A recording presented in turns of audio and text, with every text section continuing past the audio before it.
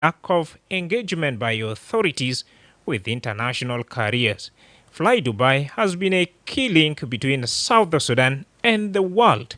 Now, with the route suspended, citizens, businesses, and the travel sector are left asking what went wrong and what needs to be, of course, done urgently.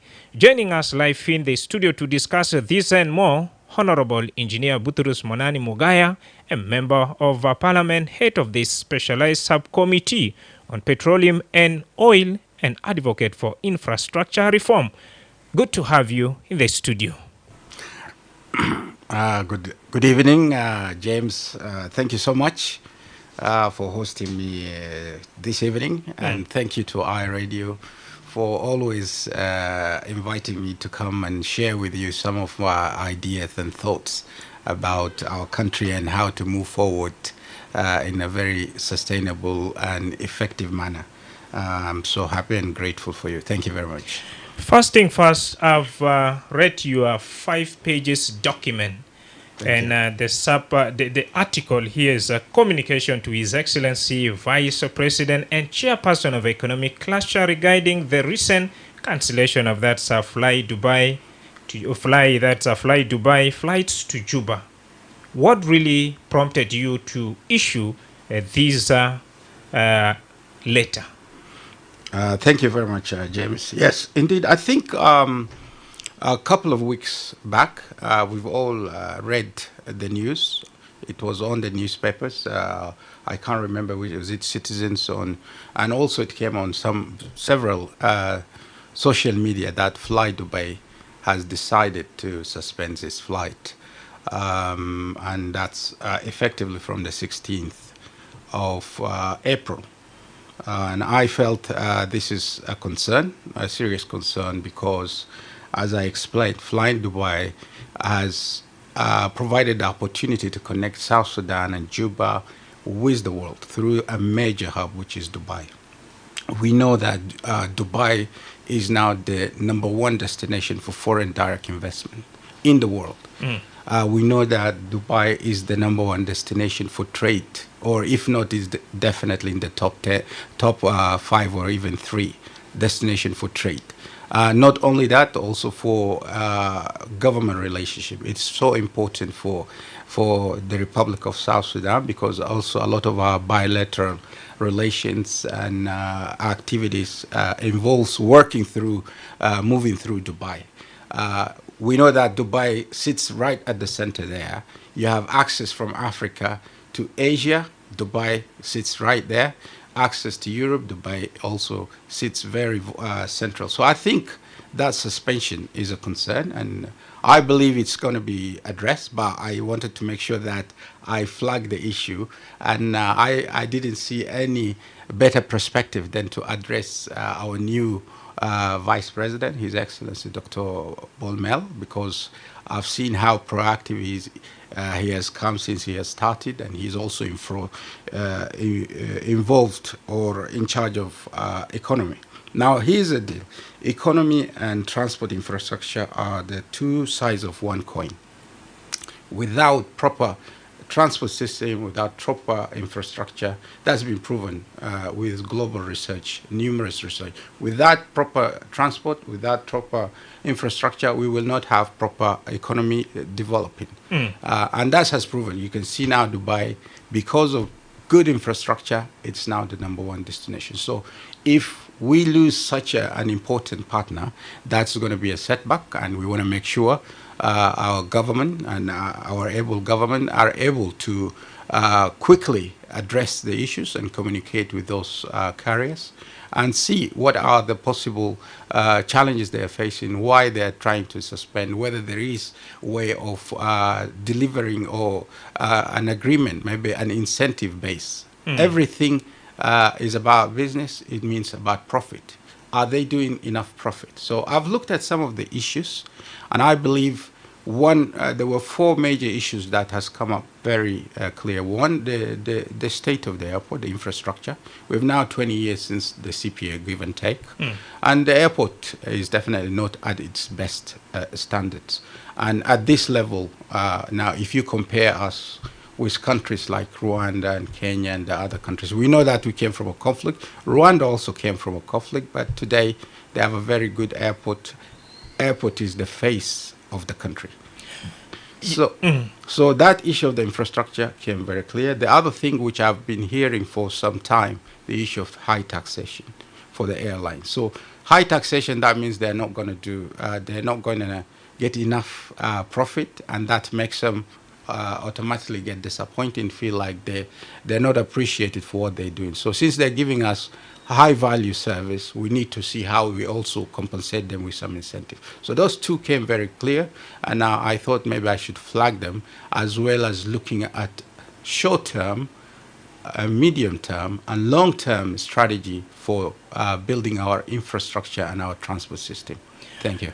Honorable Butrus, in your letter, you cited three important issues. One is poor airport infrastructure, high airline taxes, and lack of engagement. Now, Yes. some of your critics will say, Honorable Butrus, you are an MP, an assistant professor of civil engineering at the University of Juba. Just apart from writing a letter sounding an alarm, what are you doing? And have you taken a step to investigate as to why Fly Dubai come up with this decision? Well, this is the step actually I've taken as a member of parliament, as a representative of the people. I must make sure that I also raise a concern. I'm sure many people are concerned. I was reading under iRadio the comments and the disappointment. So I felt, based on the reaction from the public, everybody was disappointed. They're saying this is a major issue, and why is that happening? Nobody understands. So I've taken the leverage, since I'm a member of parliament, I am representative of the people, to take the step to now streamline the concern of the people and the public and address it to the right authority. Of course, the other issue is we are in the parliament, we are legislators. At the moment, the parliament is in recess. That's why there is no avenue now to raise anything in the parliament, because we are in recess. So the right approach is to address the relevant authorities within the government, which is the executive body. So from our role as a member of parliament, we represent the people. So by raising issues, I'm representing my people, I'm representing the communities and the people of South Sudan. And to that matter, we can say the excuse me, the traders, the travelers, the government officials who are being disappointed. So the second thing, developing policies and legislation. And I believe this document has introduced some policy initiative or issues. Let's look at the taxation, review them, see how we can provide incentive. I give you an example. I've just heard Burkina Faso made a decision to stop all taxation for foreign investors. And what has happened? Immediately with that news, a lot of major international investors just started flagging into Burkina Faso, because making profit is important. If we give them an incentive, I'm not saying we have to do the same, but we come up with an incentive. We can say, okay, since you're an investor, we can give you tax relief for a period of time, 6 months, 1 year. And we come up with an incentive which encourages those investors, and in this case, Fly Dubai, to continue serving us. Another option we can look at, that's all policy related, we can say, okay, maybe Fly Dubai is having problem making profit in 3 journeys, then can we reduce that? Instead of total cancellation, we look at reducing the journeys into 2, because I believe Fly Dubai was flying 3 times a week to Juba. So maybe we can engage the company, the parent company in the headquarters, tell them, look, okay, if you're finding difficulty, we want to give you incentive in terms of so that you profitability, incentive in terms of taxation relief, and also how about reducing, instead of total cancellation, let's reduce the flights to maybe 2 times a week or so. Minimum, you could say, you can come up at least with once a week, but I think 2 times could be. If we give a special incentive, which is like relieving taxation, if we provided them with a frame where they can ensure that their profitability is high in this journey, of course, given the destination itself, maybe a lot of investors, I want to tell you, a high value investor doesn't have time. He wants, if he says, okay, there is an opportunity in Juba, he wants to jump on the plane, he wants to be in Juba, meet the official the next day, Fly back. He's out. When he finds it's difficult to move in, you've already lost an investor. Opportunity. Yeah. Now, your letter was dated on 2nd of April this year. Yes. And you copied in His Excellency President Salva Kiir and Vice President for Infrastructure Cluster, Vice President for Service Cluster, Vice President for Gender, Youth and Social Welfare, and you copied in also that's Professor James Waniga, Deputy Chair and Secretary General of the SPLM Party. Yes. From all these, have you received any notification that your letter was received? And these are some of the consideration we have taken. Number one, I've made sure that I copied it to the leadership. So the idea is I've raised the issue now. It's in the hand of leadership. The proper procedure, usually you wait for appropriate time because the government has a lot of program. And I'm aware that the letter has been delivered, and I think I'm having a guess because of recent we saw that His Excellency the Vice President and Chair of Economic Cluster also met with the Vice President and Chair of Infrastructure. I'm very sure those are the kind of things they might have raised and talked about. So I believe this is now in the docket.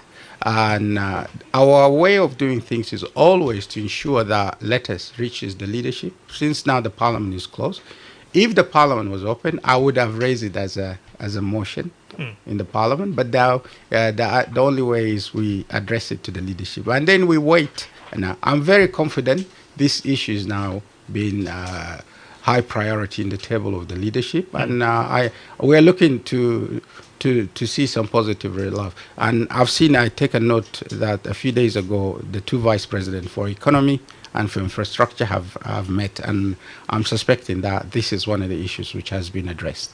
Before we take a look at the infrastructure part of it, you have traveled across the globe, and tell us some of your encounters when you reach at some of the international airport and you compare it with Juba. What really makes it different? Very torsion.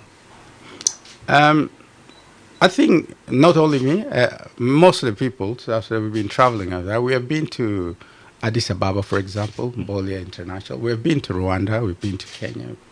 And you can see the big difference between the stage where those airports have reached and our state. We're not against, we're not saying that automatically we have come from a conflict. We understand that. We have had a long history of underdevelopment. So my mission here is to try to say, okay, it's not rocket science, because some countries have done it. Within 5-10 years, they've managed to move their infrastructure from where it was underdeveloped to where it is now one of the best developed infrastructure and transport sectors in the world or in Africa. One good example is Rwanda itself. The difference between us and Rwanda is about 10 years, because Rwanda had the genocide in 1995 ended, and this is when they started their new government. And for us, 2005, if you can say, with the CPA. So now Rwanda, when you look at infrastructure, the airport there is such a good airport by all standard compare. But not only that, Rwanda has gone forward. They are now building one of the biggest airports in Africa, and I think they're projecting, based on their plan, 5 to 6 years they will have that completed. And I think it's already 2 years in the construction project. That means in another 3-4 years they will complete one of the biggest airports in Africa. We know in Ethiopia, they've also managed to rehabilitate their old airport, and it is such a wonderful state now compared to what it is. But they're also moving with a long-term plan to build another big airport that is going to be the biggest in Africa. That's actually what they're aiming at. So these are two good examples. We have also in Kenya observe the rehabilitation or the extension of the Nairobi International Airport, which was done in a very short period. So I think that's give us what's called a precedence in engineering terms, that we have seen it lesson learned, or in terms of modern management benchmarking. We do benchmarking with other regions. We see that we can actually rehabilitate, have short-term vision and a long-term vision. The short-term vision is to rehabilitate the current airport to a standard that is acceptable internationally, because I even heard there was an interest from Qatar to come here, and they came and assess the airport. They said, no, they are interested, but they see there are some challenges. So clearly, we need to do some work to improve the status of the airport at this stage, and we can do it. 2 years is possible. Now, as you're doing that, you put in a long-term plan, and that's possibly moving to a bigger airport in a big new location with a modern infrastructure, state-of-the-art structures and airport facilities, runways, and everything, with a long-term runway which also receive big airlines. So you can have an airline coming from USA direct here. We don't have to get to another country, get a smaller plane. But once we build that airport, you have a straight connectivity with the world. People can come from Washington, can come from Sydney, straight to South Sudan, can come from Japan. So this can be what you call short-term and long-term. And in order to do that, all the experts of infrastructure, the government leading with expert infrastructure, and you have international partners. We need to sit down and sit and discuss in maybe a conference or some kind of a consultative work, so that we can develop this kind of a vision. And I suggested to begin with a vision of 10 years. All right. Honorable Butrus, as an engineer, in your own assessment, why do you think it has taken South Sudan for over 20 years without developing a standard airport, just 500 kilometers, yet the countries neighboring Kenya, Uganda, and Ethiopia, where they have a standard international airport? Why don't you think they can even copy and paste the same strategies? Exactly. I think what you have said is exactly what I'm trying to reflect from a technical point of view, that this is not a rocket science. Other countries have done it. We have the capacity. We only need to put the right implementation and the right vision. Everything. But why is it really taking long? Okay. First of all, what is the vision of infrastructure and transport? Do we have actually a vision, or 10, 20 years vision we have developed? I don't think that has happened. We come up with short-term plans.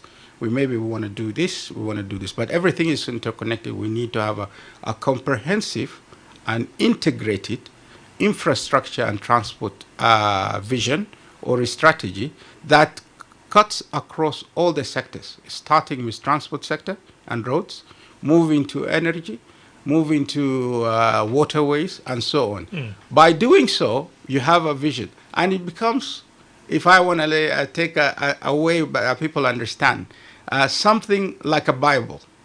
We developed that. This is our vision for the country we want. And this happened in 2005. I was a member of the SPLM Secretariat for Physical Infrastructure, which was under the Economic Secretariat, which was led by Honorable Kolmanya at that time, in 2004-5. And then under it was the physical infrastructure led by Dr. Daniel Wani. And the JAM process, which involved the World Bank, USAID, had begun this kind of idea of developing a vision. And at that time, we thought, okay, the country can, starting from roads as the first priority, you can have a 10 to 15 years to develop a 5,000 kilometer of paved road, and then you maybe 10 to 12,000 kilometer of all-weather gravel road, and this will connect all the state capitals and connect all our counties. That's the first. If you do that, the cost of all the trade is going to be cut by 70%. All right. Now, Honorable Butrus, in your letter, you mentioned a very strong statement about political appointment versus competency. Now, Yes. continuing with such a strategies where I employ you based on maybe our relationship or party affiliation, what risk does it really have on our own country? It is proven in human resource management, modern human, anybody who studied human resource or management, in order to perform well, you have to get the right capacities and right competencies to do the work.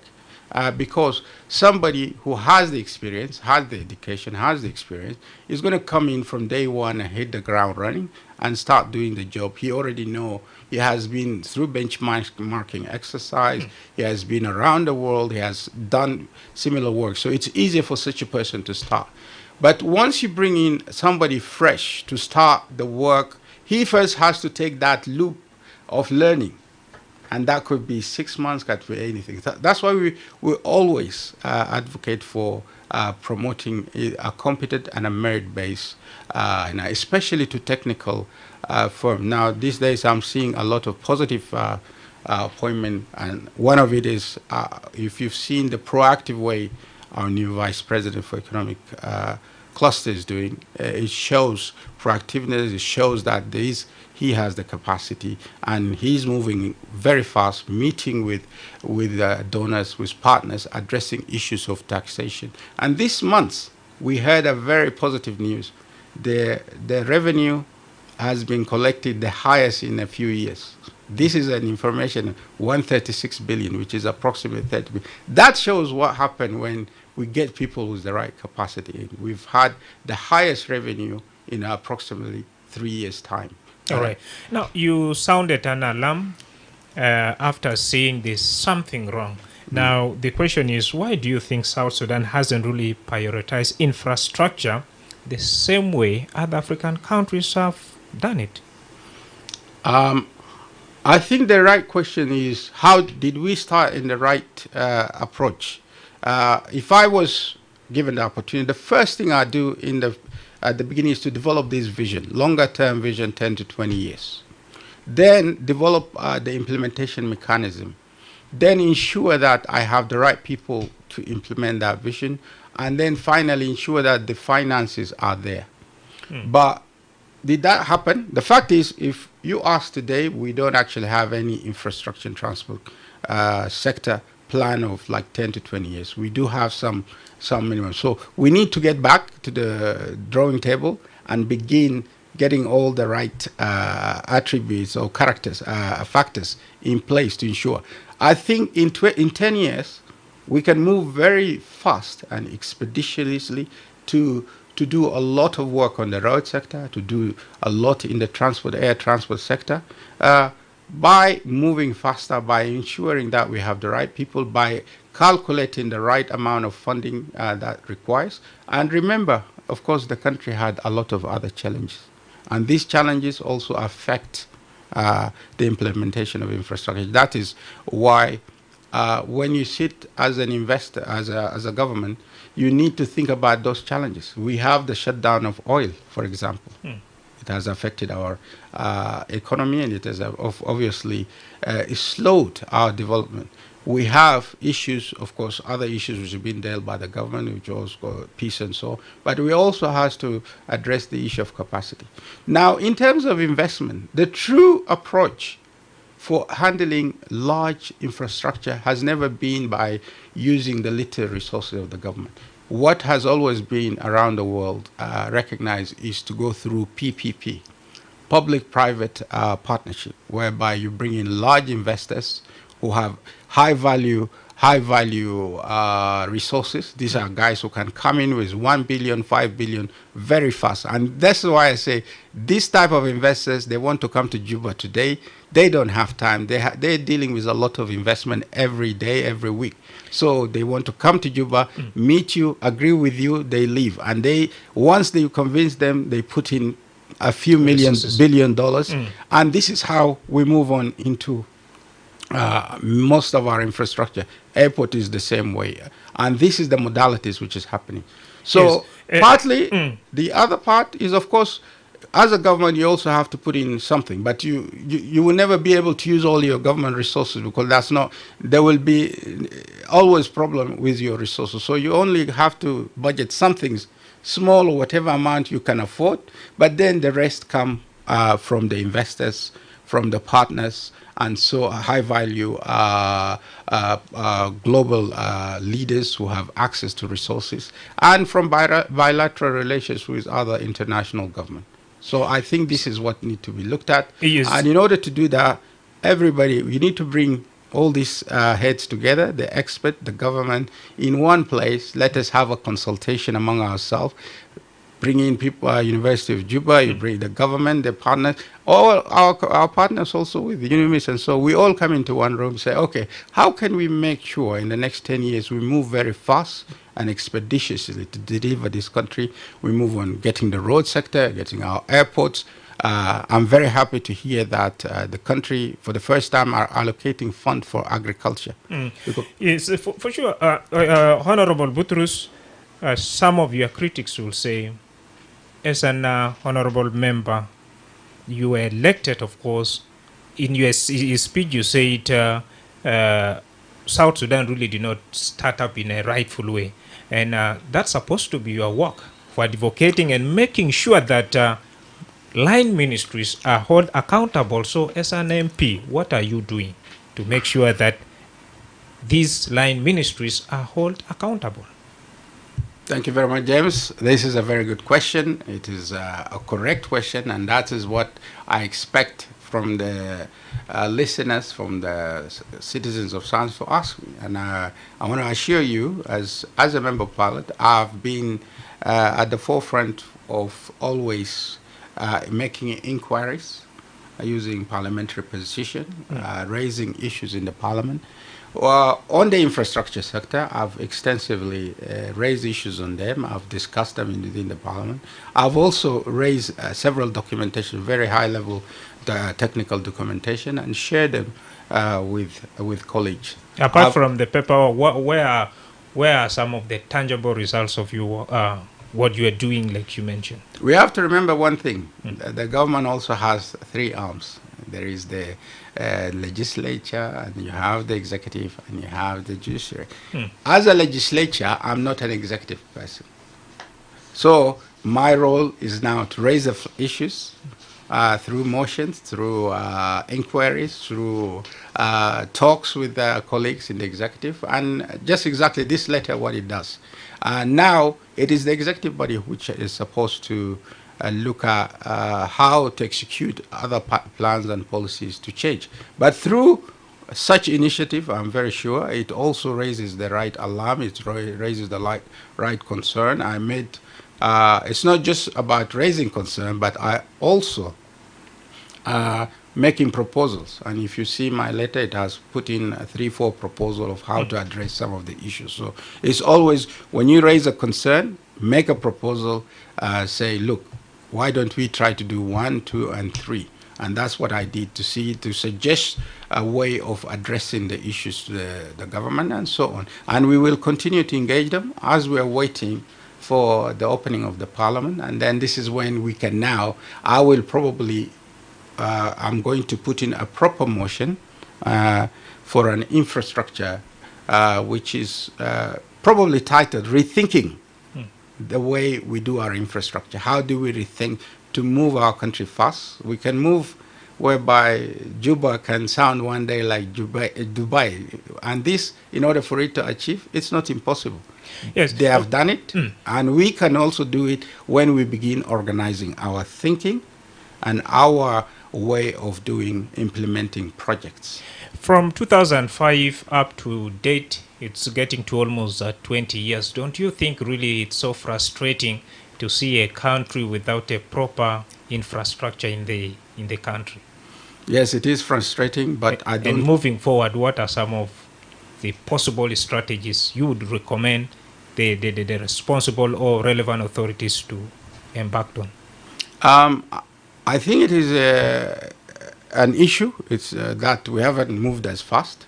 But I think we have also made progress. Let us not just simply have a blanket assumption that nothing has happened. We know the country, where was it 20 years ago? But we believe it hasn't moved as fast as we. So now we'll have to sit down and get our mind in one place to start thinking, what are the modalities? What is the strength? You start by actually addressing the weakness which we have, and you address the challenges you are having. Then you look at the opportunities. What opportunities do we have as a government, for example? Such an opportunity. We do have the resources. This is an opportunity. Now we have a good number of young leaders who are coming promoted into top leadership. I think this is also an opportunity, because as we move into younger, more proactive leadership, it also encourages the youth to be thinking in a wise way, to stand behind their government and start thinking that now is the time for us to come together to begin building our country. We want to see in 10, 20 years, we have moved from where we were 20 years ago, and we have moved very fast in the next 10 years. It's possible, and this is why I always engage the government and the relevant authorities, always with positive, I believe, a constructive argument about how we can do things in a different way. And I'm always ready and helpful, using my role as a member of parliament, but also my expertise as an assistant professor in the university. My master's was actually about rethinking the infrastructure system in South Sudan. That is what I have. So I have a lot of ideas. Every time I try to pull a little bit and share it with colleagues in the government. I've written extensive on the infrastructure. I've written also on the petroleum, which last time I was invited to talk about it. And this is the way I see I can continue to advocate for reform. I can continue to advocate for proactive ways of rebuilding our construction system, because number one, when you have, as I said, if you get the infrastructure and transport system working, you're going to have a good economy. All right. Dear listener, if in case you have just joined us, you are listening to the Sundown Show with me, Madrama James, and we are discussing developmental issues, especially the poor roads and airport infrastructure in the country. Joining me live in the studio is Engineer Butrus Monani, an MP, an assistant professor of civil engineering at the University of Juba. If in case you have a question or comment, you can reach us on that 0911-229-8696. If I turn my focus to that, our Facebook page, we have that Sanyimo Liek from Pachala County. He's saying the decision taken by that Fly Dubai, how will this impact South Sudan economy in long-term run? Over to you, Honorable. Thank you. That's a very good question. How does it impact us? I was explaining earlier, Flydway has made it easier for accessing global, including investors. I've talked about it. But we know that a lot of our government relations and activities, including transactions, happen through Dubai. So now, if you have to go and travel to another country and come this, you're delaying yourself by a few hours or by a day every time. It has cost implication for the government itself, because now you're going to pay double cost. For one journey, instead you have to go to another journey to Nairobi, which is probably a two-way to Nairobi is about $700, $600 give and take. And you take another flight from Nairobi to Dubai, which is going to be even a bit more expensive. Yeah, right. So now you're paying twice, and who's going to pay for that? It's you. It's the taxpayers. All right. Let's get more from live call. iRadio. Hello. Yeah, you are.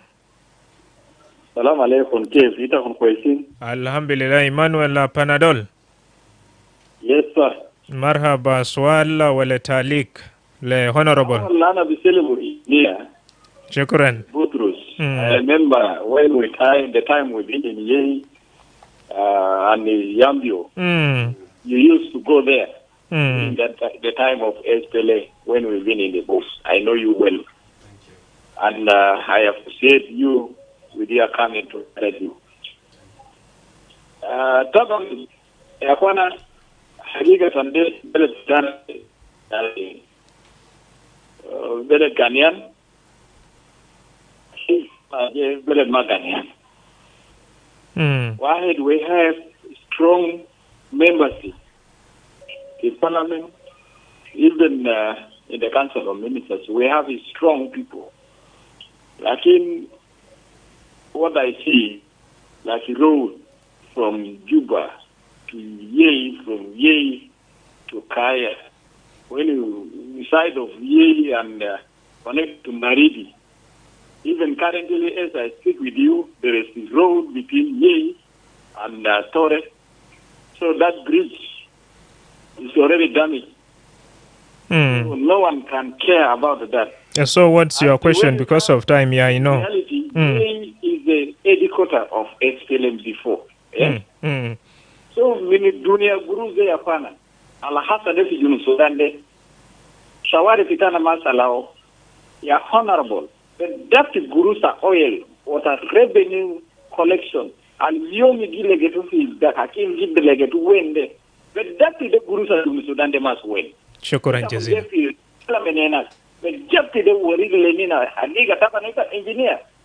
No, suppose what he's going to do in the country, lakini when they must win and must develop argamulu, kata madare salgi mungal madare, junu Sudan ma indu mederesa algali okuma ta salfakri yaabino mati kulukulu. Jelo ka westi je wedwen tajaman lakini hasede wallahi mimi hakuma pitana de na mati magali junu hakuma ta junu Sudan abin mederesa kat ma. Shukran Khalis. So bujuabu itabejai. I radio. 091102298698 Emmanuel Panadol would like to know the faith of our oil money. I radio.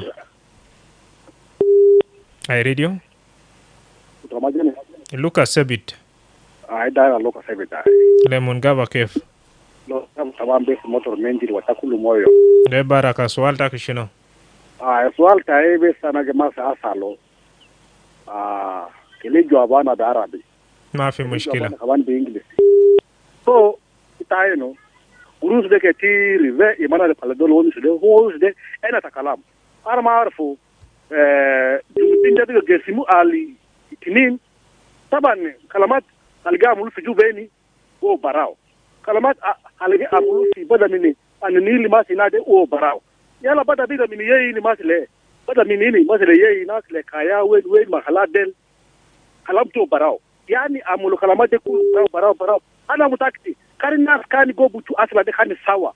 Ma si nas kani fergi badun si asla. Zama nas kani kidara sakla de. Ma bzol fergi badun. Lakini asa de khalas. Nas ge mas bika tini hayat asan bijibu salam. Asan bijibu kalam kwez. Mafrudu kani dairu warta bele de kani kulu ze ikotori ande kani kulu amulu sakla. Lakini ma si zol amulu kalam de. Kede bedap kede kani nas ge sakla filosu. Nas kani ge sakla filosu de benzin. Benzin de asa de ga yao kalas nasi mundukuru futu woman sibu yade mina gajun badun fogode haja wai asar bagler da amulu fi bele dele iyalta madrasa zere mati.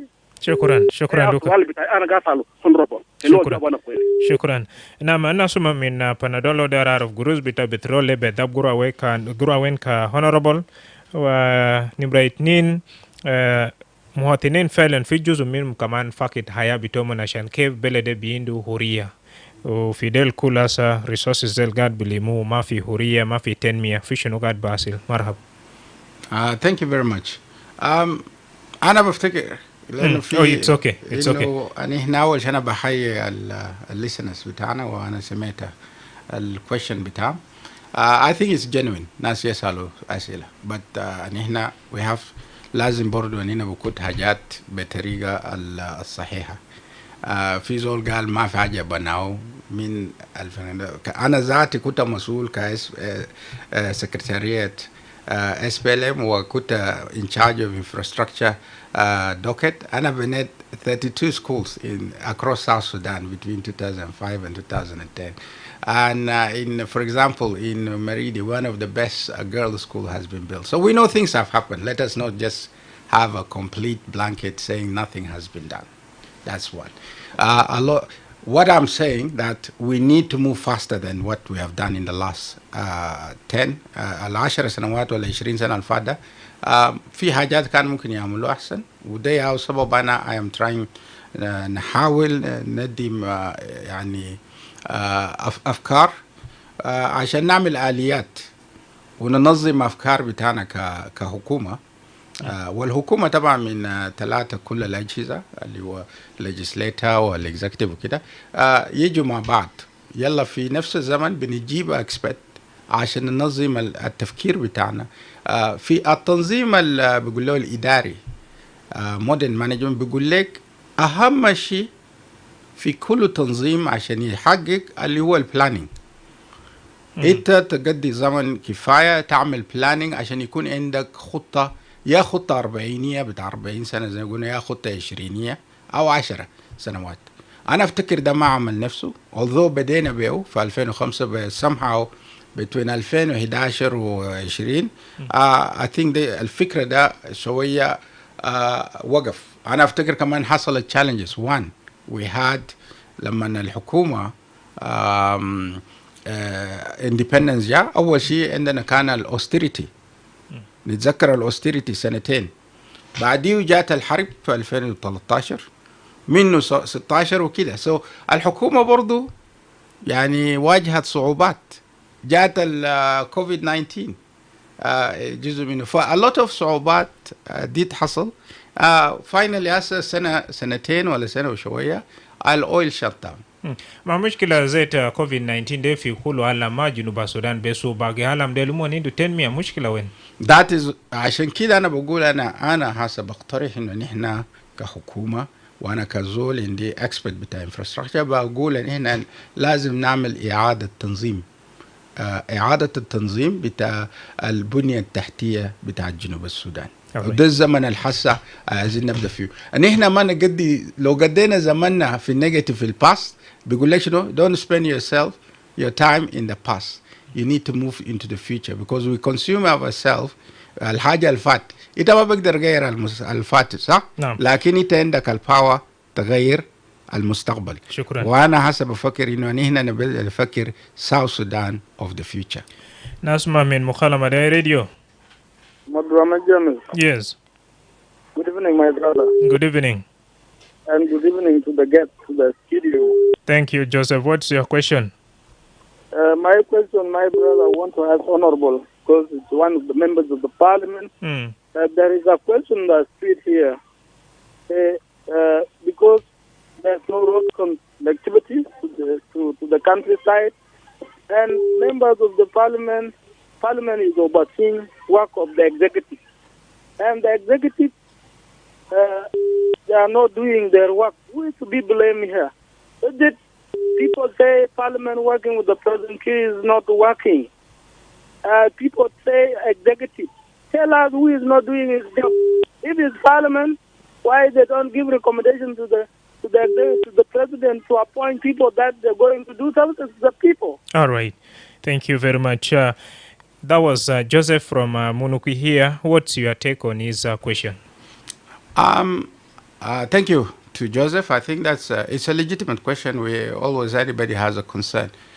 We have three arms, and mostly so in terms of governing and especially development, you have the executive and the parliament. The parliament does its work, legislation and developing policies and representing, and then the executive has its own work.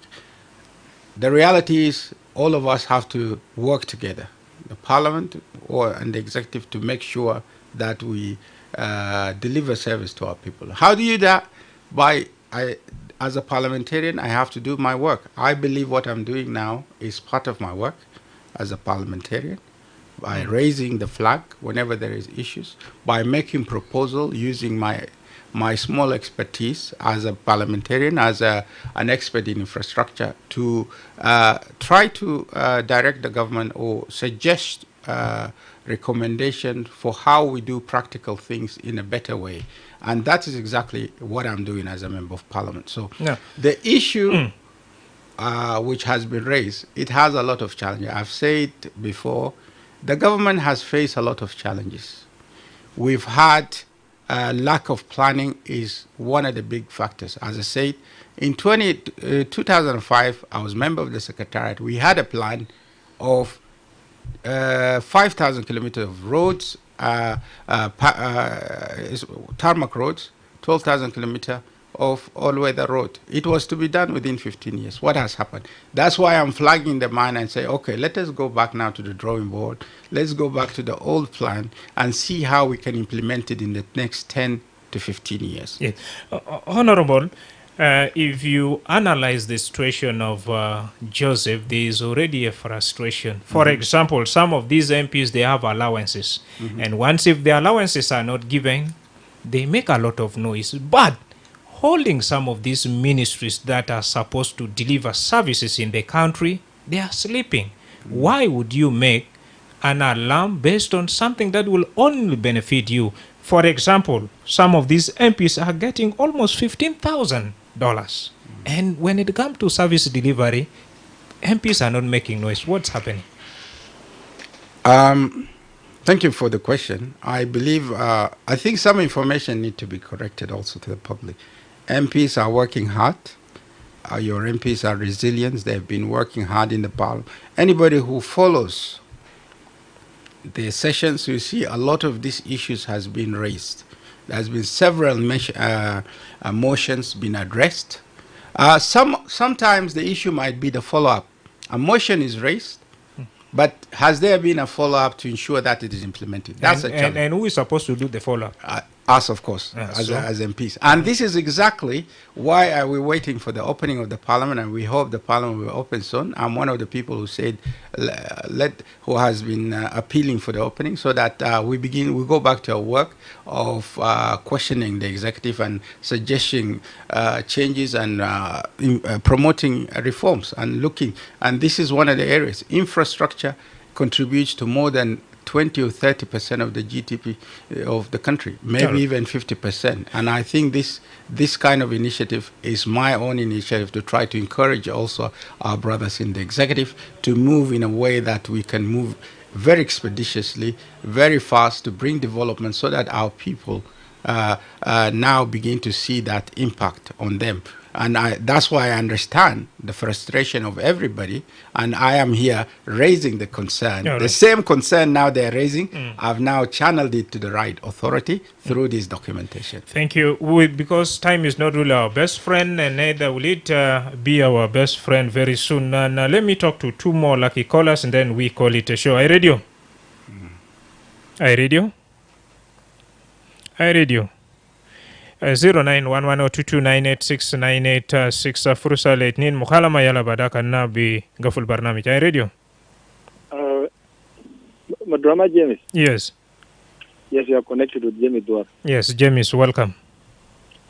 I have two questions to the guests in the studio. One, are you monitoring the physical year budget, how it was operated in the places that is being allocated to, either from the ministry, the allocation of physical year budget to the priorities? Are you monitoring it? Good question. If they are monitoring it, this thing being achieved or not, this is one.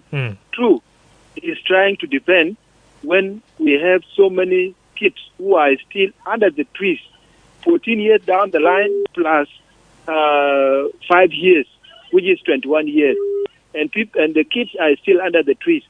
Where did you build those 31 schools that you said? Thank you very much. I like your question so much, James Edward. Let me get this one on board. I radio. No, I radio. Yes. Ana bisele mito de studio akutaide Ben Clinton. Clinton, marhab. Yes. Ana bisele guest panel de studio. Honorable Buturus. Honorable Buturus. Okay, Ngali, members of parliament, they are working. It is not true. Tell the truth, my father. Okay? Minister Lahagiga. Members of parliament, Madi Sakakuru. I never got to Madrasa Takuma. We are not Madrasa Takuma. So Alta Kishuno.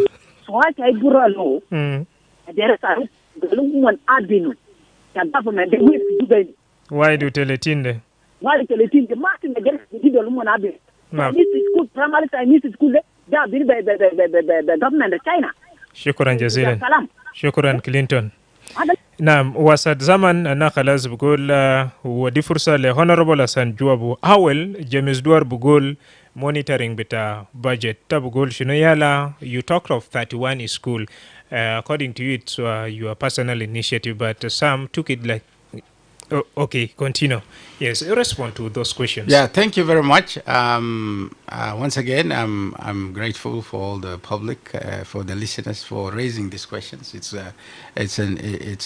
a privilege to be able to address some of them. I may not be able to address everything, but I try my best to do so. One, yes, as a parliamentarian, we're monitoring the budget. That's why we go through the budget process. I'm one of the people who have written extensively. Anybody who wish can contact me. I will give them copies of my own scrutiny. A quick one. If you are monitoring the budget, the national budget includes even payment of civil servant salary. And civil servant salary have taken more than 8 months without receiving. So, in that situation, how did you intervene? Or the parliament intervened? One of the recent articles, if you just go to Google and write there the dilemma, the oversight dilemma by Honorable, you will see it. It's there on the on one of the, I think it was on Citizens or so.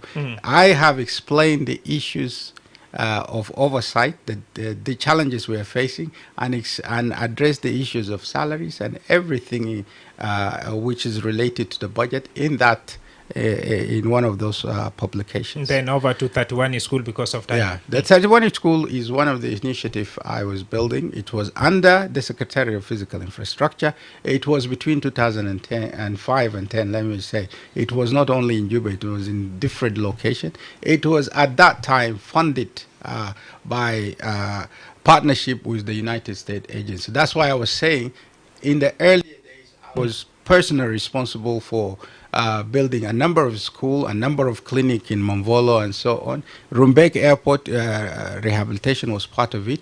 The road of Juba Numili, I was the one who developed part of the development. And what we needed after the road is completed is to ensure that it has regular maintenance, RMMS, which is routine maintenance of the road. So those schools, we have the list of them. It is under the government. The Ministry of Education have some of the list of them. All right. Sorry for interrupting. Butrus, let's first have a quick news headlines, and after that we will come back to continue with this very conversation right here.